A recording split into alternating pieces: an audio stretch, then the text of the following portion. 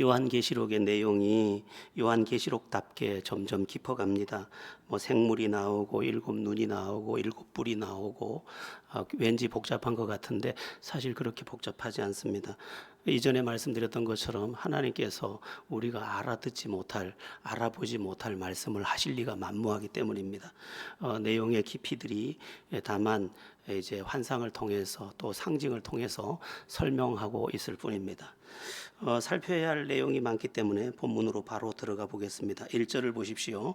내가 보매 보좌에 앉으신 이의 오른손에 두루마리가 있으니 안팎으로 썼고 일곱 인으로 봉하였더라. 보좌에 앉으신 이의 오른손이 먼저 등장을 합니다. 보좌에 앉으신 이의 오른손, 이것은 하나님의 절대 주권을 의미합니다. 그 손이 지휘하는 대로, 그 손이 움직이는 대로 모든 것이 움직여지고 경영된다는 것입니다. 세상 임금, 세상의 어떤 그 재벌, 그들에 의해서, 어떤 권력자에 의해서 움직이지 않고 하나님의 뜻, 하나님의 주관하심, 그 하나님의 뜻 안에서 모든 것이 경영되고 있다. 저들이 어떤 짓을 해도 너무 두려워하지 마라. 진짜 보좌에 앉으신 분은 하나님이고 그 오른손에 주권을 가지고 그 뜻대로 이끌어 가신다, 이렇게 말씀하는 것입니다. 절대 주권은 하나님의 창조부터 다스림 그리고 종말까지 다 하나님에 의해서 하나님의 뜻을 따라 하나님이 경영하신다, 그런 말입니다. 창세기를 보면 하나님께서 해, 달, 별 다 만드시고 또 동물, 식물 다 만드시고 바다, 땅, 또 심지어 빛, 다 그 하나님께서 창조하셨습니다. 이 세상에 존재하는 것 가운데 하나님이 창조하지 않은 것이 한 가지도 없습니다. 창조하신 그 것들을 보며 하나님께서 보시기에 좋았더라 했는데, 식물은 식물대로 아름답고 동물은 동물대로 아름답고 새는 새대로 아름답고 물고기는 물고기대로 아름답고 바다는 바다대로 아름답고 산은 산대로 아름답고, 그리고 그 모든 것이 보시기에 좋았는데 사람을 만드시고 보시기에 심히 좋았더라, 그렇게 말씀하십니다. 하나님이 만든 세상, 그 아름다운 세상을 하나님께서 또한 경영하시는데, 인간이 타락함으로 인해서 인간이 이제 생로병사의 그 슬픈 골짜기로 들어가게 되고, 인간만 들어간 게 아니라 인간이 속해 있는 이 피조 세계, 존재하는 모든 동식물들 모두가 신음하는 상태가 되었다, 그렇게 지난주에 말씀드렸습니다. 로마서 8장을 근거로 해서 그 말씀을 드렸습니다. 그런데 하나님께서는 이 모든 것을 알고 계셨습니다. 인간이 타락할 것이고 인간의 타락과 더불어 모든 피조세계가 신음하게 될 것이다. 그리고 하나님께서는 또 다른 구원의 방법을 준비하셨고, 그 구원의 방법을 통해서 모든 것을 회복시키시고 더 큰 영광으로 우리의 시대를 열 것이다, 그렇게 말씀하셨습니다. 우리는 가끔 이렇게 질문할 수 있습니다. 하나님께서 다 아시고 하나님께서 완전하시다면 왜 인간을 타락하게 만들고 이렇게 피조물도 신음하게 만들고 이런 고통 속에 우리를 살게 하셨는가? 하나님의 계획과 그 뜻이 실패할 수 없는 완전함이라면 왜 그런 일이 있을 수 있는가, 이렇게 물을 수 있습니다. 그러나 지금 그 대답을 할 시간은 아니고요. 그 이야기를 따로 할 시간이 충분히 있겠습니다만은, 오늘 우리가 이야기해야 될 것은 다른 이야기입니다. 그게 뭐냐면, 하나님의 그 계획하심에 대해서 결코 실패할 수 없다. 모든 존재하는 것에 대한 절대 주권을 가지신 하나님이 그 모든 뜻을 다 이룰 것이다, 이런 것을 우리가 붙잡아야 합니다. 여러분, 이집트 사람들이, 성경에는 애굽으로 번역이 되어 있습니다만, 이집트 사람들이 이스라엘 사람들을 노예로 삼아서 그들을 종살이를 시켰습니다. 그런데 세월이 다 지나고 나서 보니까 종살이를 시키는 줄 알았는데, 하나님께서는 이집트라는 땅을 사용하셔서 거기에서 자기 민족을 만들고 계셨고, 그들이 한 나라를 차지할 수 있을 때가 됐을 때 그들을 그곳에서 기적으로 이끌고 바다를 가르고 광야에서 양식을 내리고 요단을 마르게 하고 여리고를 무너지게 하고, 그러면서 자기가 심지 않은 과실을 먹게 하고 큰 집을 차지하게 하고 그런 은총을 베푸셨습니다. 정치가 그들을 가두는 것 같았지만 실제로는 하나님께서 그 뜻 계획한 것, 그 뜻을 다 이루고 계셨더라는 것입니다. 우리 개인의 인생에도 하나님의 절대 주권은 이렇게 계속 진행되어 갑니다.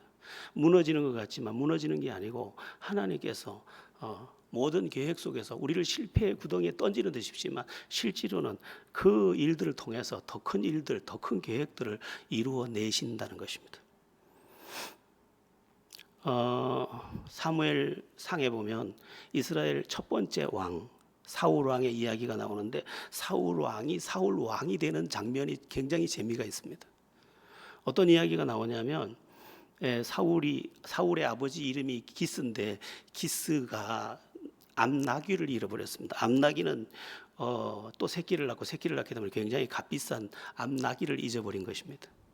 그래서 그 암나귀를 찾으려고 누구를 보냈냐면 자기 아들 기스의 자기 아들 사울을 보냅니다. 가서 나귀를 찾아오너라. 그래서 나귀를 찾으러 갑니다. 찾아도 찾을 수가 없습니다. 나귀가 뭐 고삐가 달린 것도 아니니까 찾을 수가 없습니다. 그러다가 사무엘 선지자를 만납니다. 그리고 사무엘 선지자를 만나서 거기서 기름 부음을 받고 이스라엘 첫 번째 왕이 됩니다. 잃어버린 암나귀를 찾다가 이스라엘의 왕이 되는 겁니다. 그러면 그것은 우연한 일인가? 그렇지 않습니다.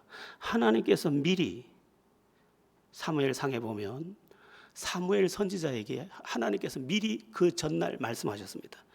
베냐민 땅에서 한 사람이 올 텐데 그에게 기름을 붓고 이스라엘 왕으로 삼아라. 그랬는데 이 베냐민 지파에 속했던 기스의 아들 사울은 암나귀 찾으려고 아버지 심부름 간다고 가다가 우연처럼 사무엘 선지자를 만났고 사무엘 선지자를 통해서 이제 이스라엘 초대 왕이 되는 것입니다. 여러분, 우리 인생이 우연같이 펼쳐지는 것들이 많습니다. 우연이 아닙니다. 우리 만남은 우연이 아니요, 우연이 아닙니다.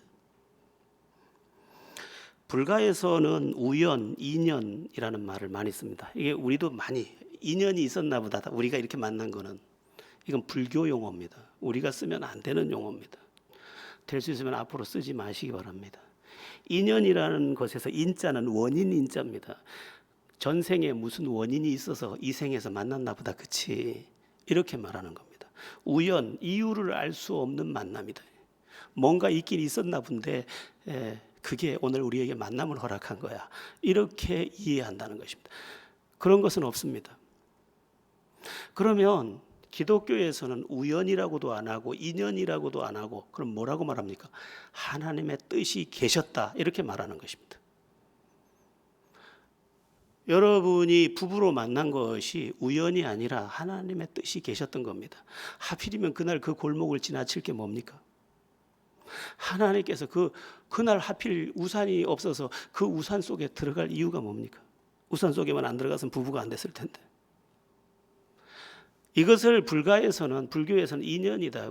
전생에 무슨 원인이 있어서 니들이 지금 부부로 만난 거야. 이렇게 운명적으로 보는데 하나님은 그렇게 절대로 말하지 않습니다. 하나님의 뜻이 계셨다, 이렇게 말한다는 것입니다. 자, 그런 점에서 우리는 우리가 어떤 만남, 어떤 일, 이것을 우연, 재수, 불운 이렇게 돌리지 않고 하나님의 이해 못할 뜻이 계시구나, 이렇게 이해해야 합니다. 이스라엘 백성이 이집트에 내려갈 때 노예로 내려간 게 아닙니다. 요셉의 초대를 받아서 야곱의 70명의 식구가 내려가서 정말 특급 대접을 받으면서 이집트 생활이 시작됐는데 나중에 노예가 된 것입니다. 그런데 하나님은 뜻을 가지고 벌써 미리 야곱의 할아버지 아브라함에게 이미 그 말씀을 하셨습니다. 너희가 애굽에 내려갈 텐데, 이집트에 내려갈 텐데 4대 만에 큰 재물을 가지고 나오리라. 이미 다 예언해 놨던 것이 성취된 것입니다. 하나님의 뜻이 성취되고 있었던 것입니다. 우리의 개인도 다 똑같습니다. 집단으로 보면 그 국가가 하나님의 뜻 안에서 움직였지만 우리 개인으로 보면 하나님의 뜻이 우리 개인의 삶에 지금 이루어져 가고 있는 것입니다. 이렇게 힘든데, 이렇게 비참한데, 이렇게 무거운데, 이렇게 억눌리고 있는데 깊은 시각으로 보면 하나님의 뜻이 있는 것입니다. 이스라엘 백성이 억울하게 왜 언제 노예로 종으로 팔린 적도 없는데 왜 노예가 돼야 됩니까? 몰랐지만 하나님의 뜻이 계셨습니다. 우리 개인도 똑같습니다. 하나님의 뜻이 계십니다. 그것을 인정하는 것, 그게 신앙 고백입니다. 제가 처음 신앙생활을 시작할 때 참 귀한 분들을 여러 만나는 복을 누렸습니다. 지나고 보니까 하나님의 뜻이 계셨구나. 나를 적으나마 기도하는 사람으로 만드시기 위해서 기도하는 사람을 그때 만나게 해주셨고, 적으나마 말씀을 의지하는 삶을 살게 하려고 그 말씀을 의지해서 사는, 정말 말씀밖에 모르는 그 사람을 그때 붙여주셨구나. 하나님의 뜻이 계셨구나. 이런 것들을 깊이 느끼게 됩니다. 제가 만났던 분 중에 이조 목사님이라는 분이 계셨습니다. 참 훌륭한 분이신데 그분의 하나님 앞에 서원이 뭐냐면 교회 10개 하나님께 바치는 겁니다.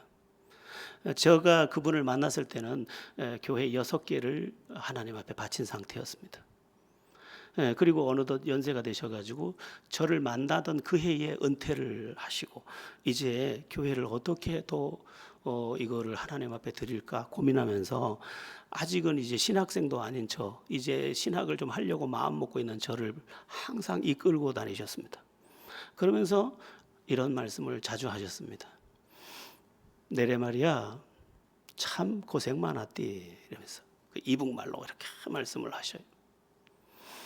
근데 북한에서 내려올 때 몇 살 때인지는 잘 모르겠는데 내려올 때 폭탄이 터지는 것을 보고 그 섬광이 너무 강력해서 그것을 본 후에 시력을 아주 많이 잃었습니다.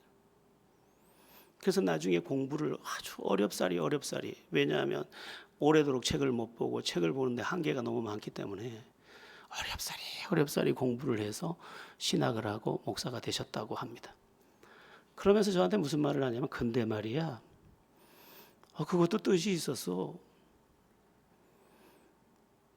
내가 부족하니까 기도를 많이 하게 되더만 겸손하게 돼. 그리고 영적으로 평생 깨어있게 되더만 뜻이 있었어. 그리고 뭐 사람도 잘 안 보이니까 구태여 사람 안 보려고 해. 보탬이 되더만 뜻이 있었어. 그 진선상 이제 신학하고 목회되거든 말이야. 뭔 일 닥쳐도 뜻이 있겠지 그렇게 생각해. 다 뜻이 있어. 지나보면 안다니까 이렇게 말씀을 하시는 거죠.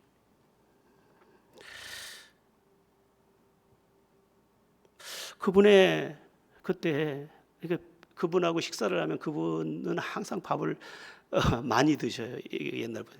그래서 밥을 아주 잔뜩 눌러서 주시고는 그 배불리 먹으라고.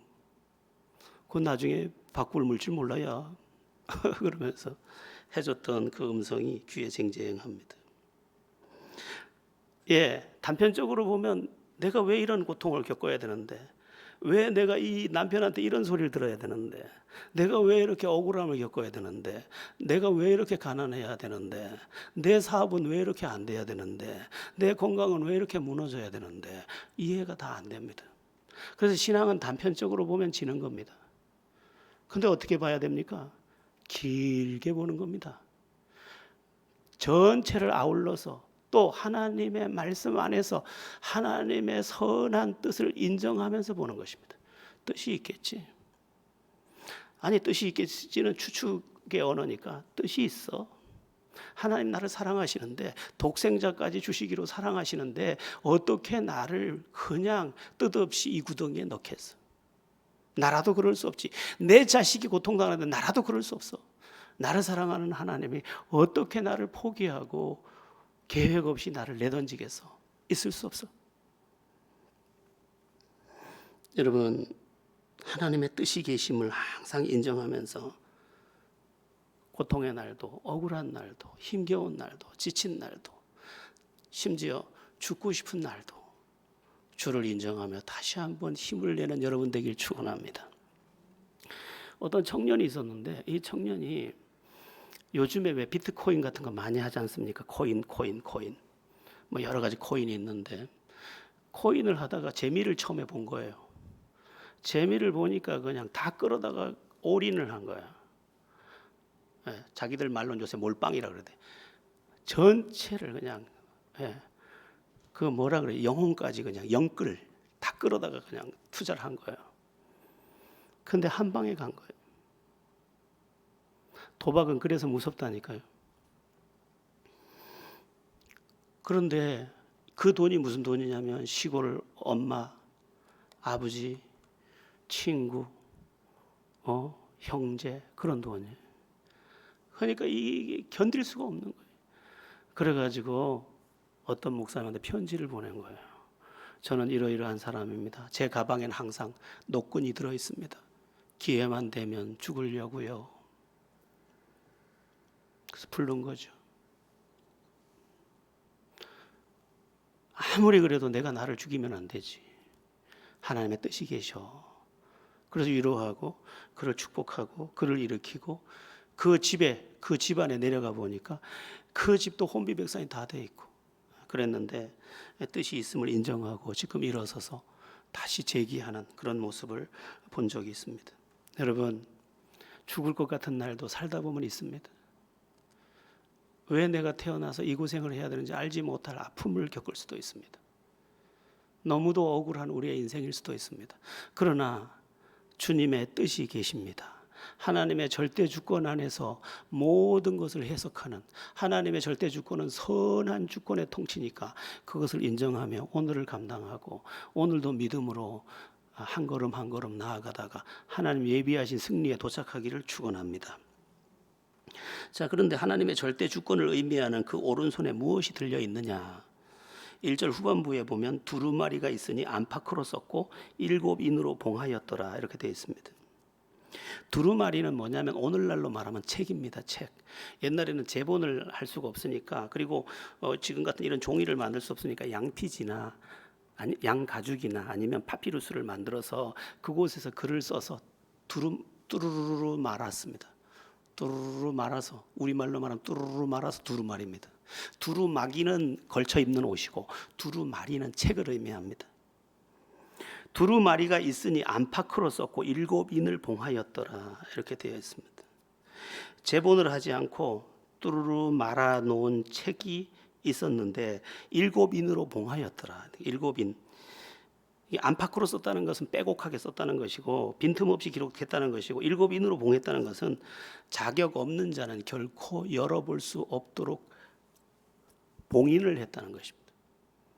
우리나라도 국가적인 비밀 문서는 촌농을 두드리거나 납을 녹여서 탁 지기를 찍으면 절대 열면 안 됩니다.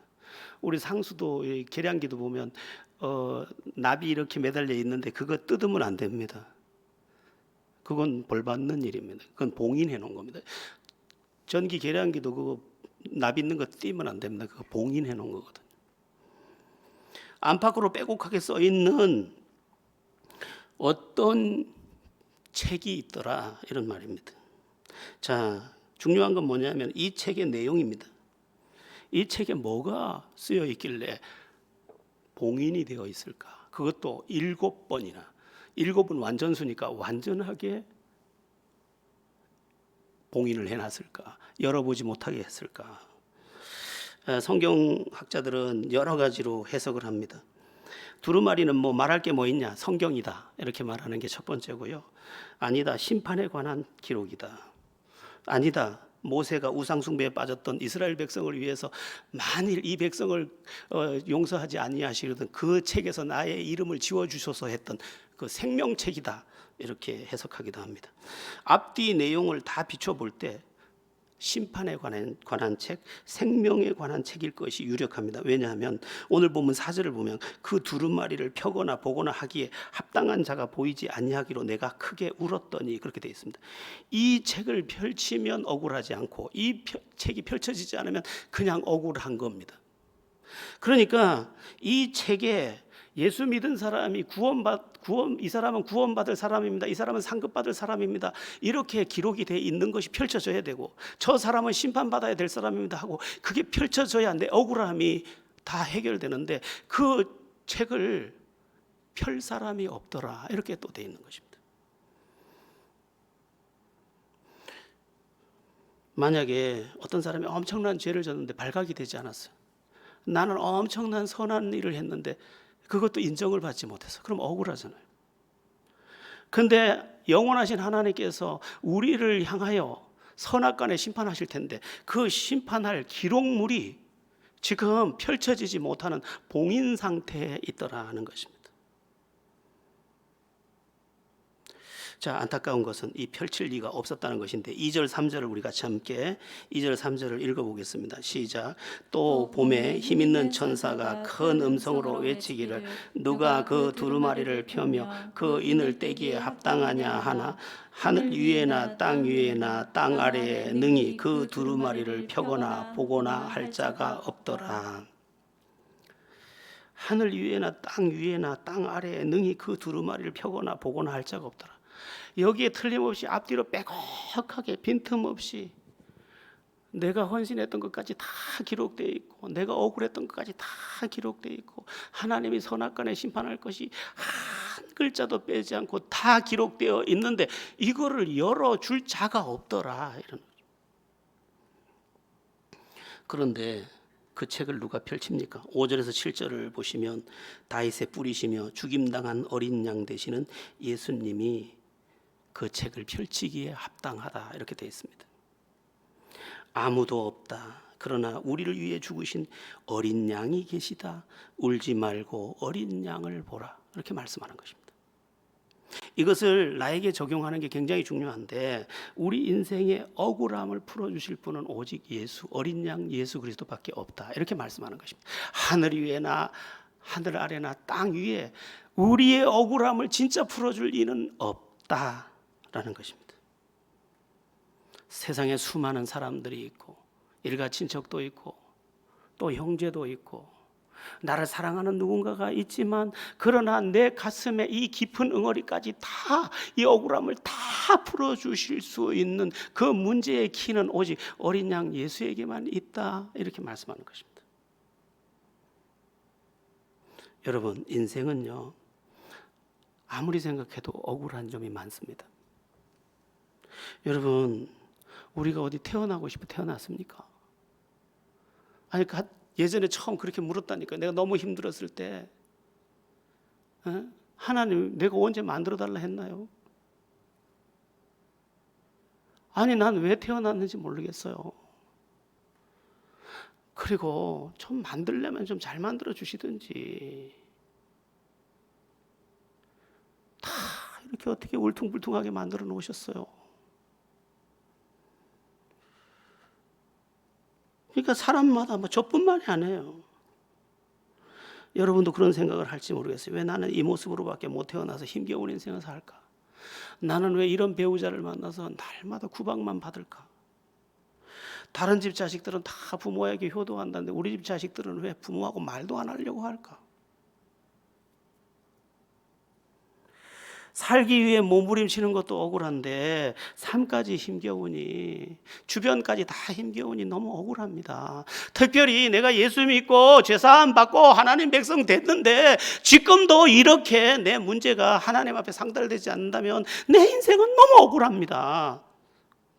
그렇게 말할 수 있다는 것입니다. 그럼 뭐합니까? 그런데도 세상은 메아리뿐, 아무도 나의 억울함을 해소해 줄 수가 없더라는 거예요. 환상 중에 있는 사도 요한이 두루마리에 인을 뗄 존재가 없다고 해서 내가 크게 울었더니 한 것처럼, 정말 이거라도 펼쳐져서 내 모든 억울함이 다 풀려야 되겠는데 그 인을 뗄 자가 없대요. 그래서 크게 울었다니, 이 말은 다리를 쭉 뻗고 어린애처럼 다리를 쭉 뻗고 그냥 엉엉 하고 울었다는 거죠. 우리도 가끔 어디 가서 그런 거 해보면 좋겠어요. 바닷가에 가가지고 그냥 저쪽에 그냥 그 서해 바다는 또 밀물 썰물이 있으니까 저 동해 푸른 바다 어디 좀 가가지고 발이 쭉 뼈거나 한 번씩 울었으면 좋겠어요.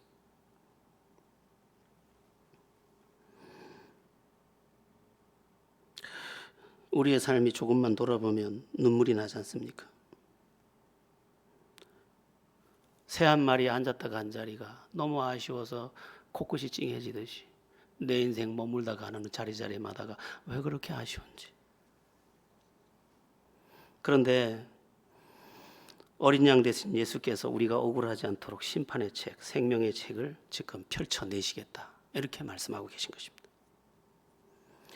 하나님 앞에서 내가 구원받아야 할 이유, 내가 영원한 면류관을 받아야 할 이유, 내가 그 수정 같은 물가에서 깨끗하게 씻음을 받고 영원한 영광 중에 있어야 될 이유를 인을 떼서 밝혀주겠다 이 말이죠. 그리고 세상 저 사람들이 심판받아야 할 이유를 쫙 펼쳐주겠다는 것입니다.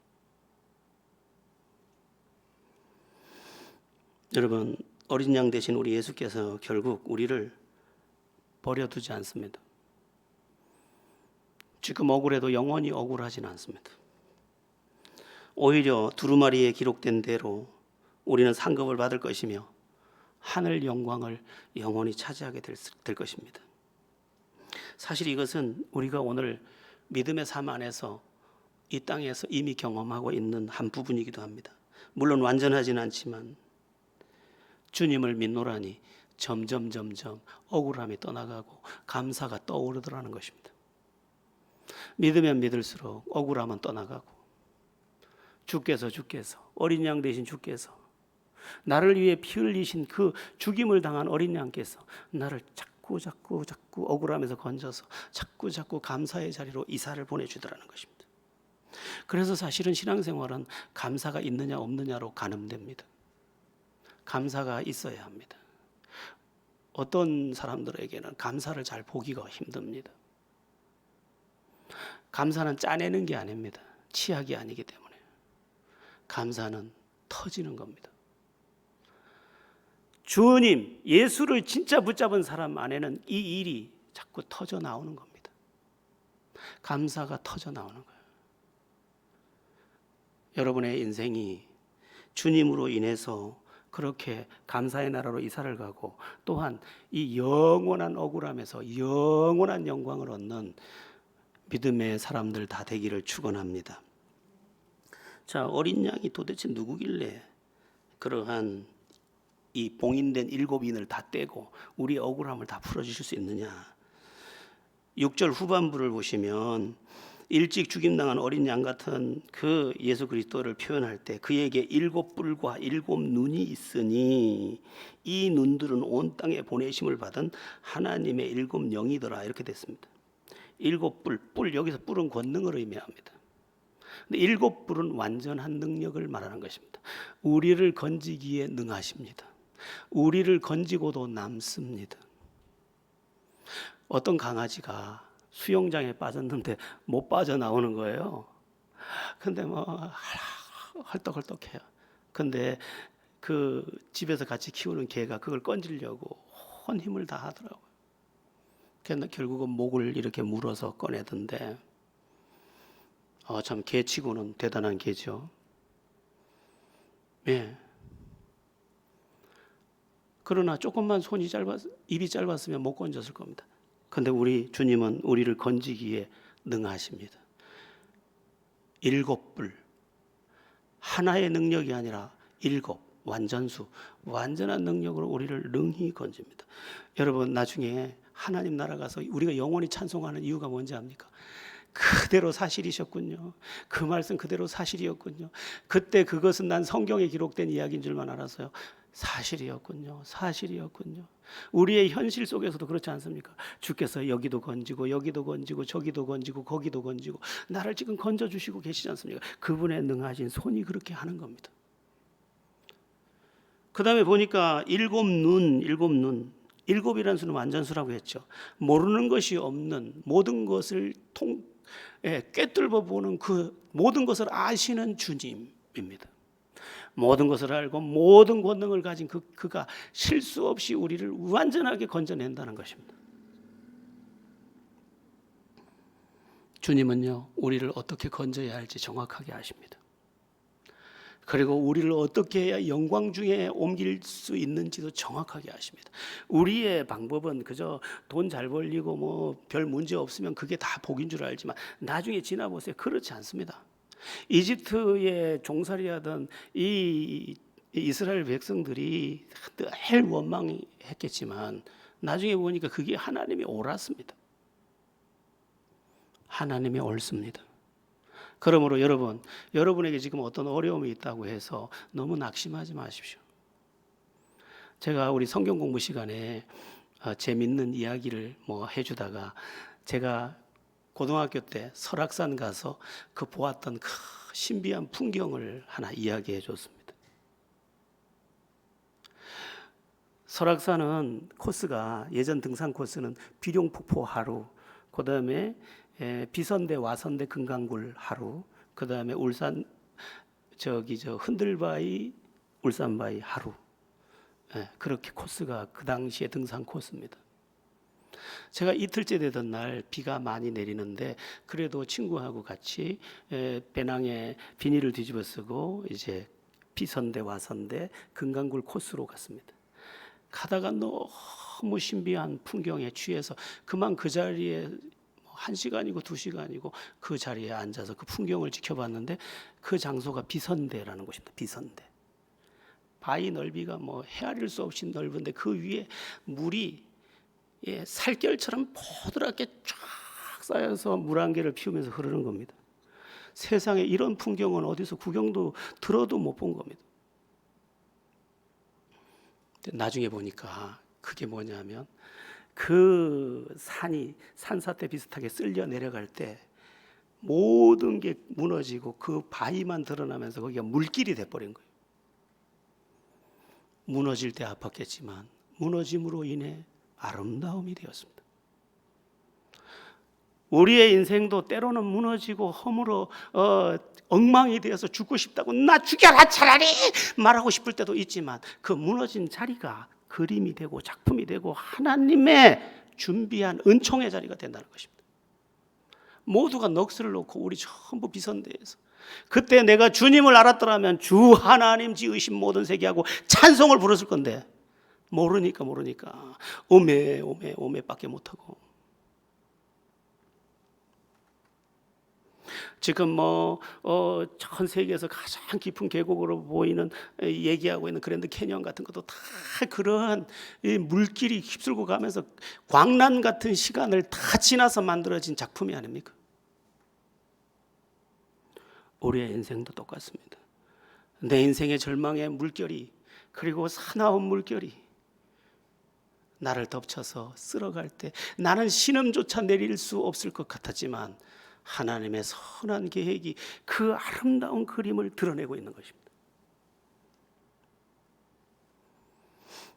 주님이 더 잘 아십니다. 어쩌면 내가 가난을 경험했기 때문에 또 버림받았기 때문에 또는 이 비참함 중에 있었기 때문에 내가 이렇게까지라도 만들어질 수 있었는지 모를 일입니다. 잊지 마십시오. 주님은 우리를 모든 억울함에서 건지시는 분입니다. 주님은 절대로 실수하지 않습니다. 이 사실을 굳게 믿으시기 바랍니다. 저는 가끔 이런 생각을 할 때가 있습니다. 우주선을 타고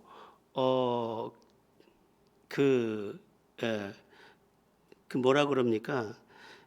대기권 밖으로 나가서 그 우주선이 도킹을 하고 거기에 이제 갔다가 오는 유인 우주선을 타고 갔다 오는 사람들 참 대단하다. 비행기 타기도 겁이 나는데 우주선을 타고 가서 가다가 까딱해가지고 죽으면 어떡하려고 저걸 타나 이런 생각을 할 때가 있습니다. 저만 그런가요? 근데 그걸 타는 사람들은 전부 과학, 수학 이것으로 다 그 답을 알고 있는 사람들입니다. 이게 얼마나 안전한지, 이게 얼마나 정밀한지, 얼마나 오차가 없는지, 그들이 먹는 알약도 얼마나 칼로리가 정확한지를 다 알고 있습니다. 그래서 몸을 실는 거예요. 우리는 주님의 그 선하심을 정확히 알아야 합니다. 그래서 내 영혼을 맡겨버리는 거죠. 골 맡겨버리다, 맡겨드리는 것입니다. 그것이 신앙입니다. 정확하고 완전하고 모든 것을 알고 그 권능으로 우리를, 그리고 십자가의 어린 양이 되셔서 우리의 죄를 다 가져가셔서 다 이루실 그분을 붙잡고 오늘도 소망 중에 거하는 우리가 되어야 하는 것입니다. 자, 이제 어린 양께서 두루마리를 취하십니다. 그러자 내 생물과 24장로들이 무엇을 시작하느냐? 찬송을 시작합니다. 찬송을 시작하는데 14절부터 쭉 보시면 9절부터 이렇게 보시면 찬송이 계속해서 그들이 새 노래를 불러 이르되, 새 노래 한번 따라해 보겠습니다. 새 노래. 여러분에게 이 새 노래가 있기를 축원합니다. 새 노래는 뭐냐면 옛날에 부르던 슬픈 노래가 아니에요. 울려고 내가 왔던가 이런 노래가 아니에요. 감사의 노래인지. 이제 새 노래를 부르는 거예요. 감사의 노래를 부르는 거예요. 하나님을 영화롭게 할 노래를 부르는 거예요. 내 전 존재를 바쳐서 올려드리는 노래가 시작되는 것입니다. 왜 찬송합니까? 이 9절부터 14절까지 찬송이 계속 이어지는데 왜 이들이 찬송하고 있습니까? 찬송의 이유가 뭡니까? 감사하기 때문에. 하나님의 말씀이 그대로 사실이었네. 그때 괜히 원망했네. 그때 괜히 낙심했네. 그때 괜히 포기할 뻔했네. 하나님의 말씀이 그대로 성취되는 것을 놓칠 뻔했네. 하나님의 말씀이 그대로 사실이군요. 어린 양이 우리를 완전하게 구원에 이르게 하는 게 사실이었군요. 주님의 완전한 계획이 성취되는 것이 사실이었군요. 감사합니다. 감사합니다. 감사합니다. 그칠 수 없는 찬송을 지금 계속해서 올려드리는 것입니다. 우리 다 함께 편의상 9절부터 다 읽으면 좋겠지만 우리 편의상 11절부터 14절까지만 같이 합독해 보겠습니다. 시작. 내가 또 보고 들음에 보좌와 생물들과 장로들을 둘러선 많은 천사의 음성이 있으니 그 수가 만만이요 천천이라. 큰 음성으로 이르되 죽임을 당하신 어린 양은 능력과 부하 지혜와 힘과 존귀와 영광과 찬송을 받으시기에 합당하도다 하더라. 내가 또 들으니 하늘 위에와 땅 위에와 땅 아래와 바다 위에와 또 그 가운데 모든 피조물이 이르되 보좌에 앉으신 이와 어린 양에게 찬송과 존귀와 영광과 권능을 세세토록 돌릴지어다 하니 내 생물이 이르되 아멘 하고 장로들은 엎드려 경배하더라. 모든 천사와 모든 신구약의 성도와 모든 피조물들이 다 함께 하나님을 찬송하고 있습니다. 여러분, 이게 성도의 결론입니다. 성도는 어디에 도착하느냐? 찬송에 도착합니다. 감사합니다. 감사합니다. 감사합니다. 감사합니다. 감사합니다. 멈출 수 없는 찬송의 자리에 도착합니다. 왜냐하면 하나님께서 내 억울함을 완전하게 풀고 이렇게 째째하고 이렇게 초라하고 이렇게 부끄러운 내 인생이 그렇게 영광스럽고 그렇게 위대하고 그렇게 놀랍고 그렇게 영화로운 것을 내가 보기 때문입니다. 물론 우리의 찬송은 이미 시작됐습니다. 여러분, 우리의 찬송은 이미 시작됐습니다. 우리가 예수 믿을 때, 세상에서 방황할 때 나 주님 몰랐네. 그러나 이제 주님을 알고 나서 내 영에 새로운 노래를 내가 보게 되었습니다.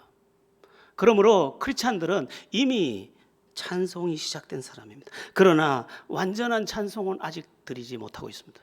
왜냐하면 아직도 신음 속에 같이 동행해야 하기 때문입니다. 미완성의 이 찬송을 주께서 이제 완성하실 것입니다. 여러분에게 만약 지금 시작된 찬송이 없다, 그는 거듭난 사람이 아닌 거죠. 거듭난 사람은 찬송이 시작된 사람이에요.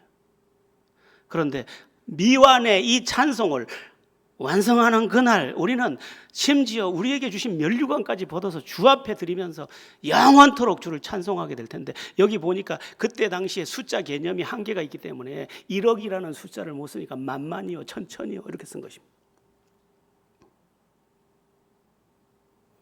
우리가 지금 뭐 1조, 2조 뭐 이런 말을 쓰지만 옛날에는 잘 못 썼거든요. 조다면 경이죠. 뭐 경은 지금 우리가 헤아리지도 못하잖아요. 그러니까 뭐 천조만 뭐 이렇게 해서 그 조조를 쓰거나 이렇게 쓰는데 그것처럼 셀 수 없는 무리들이 영원한 영광을 노래하더라는 것입니다. 여러분, 여전히 어렵습니다. 그러나 오늘 우리는 믿음의 선한 싸움을 싸워가야 합니다. 왜냐하면 믿음의 가치가 이미 충분함이 드러났기 때문입니다. 세상은 웃지만 울 것입니다. 우리는 울지만 웃을 것입니다.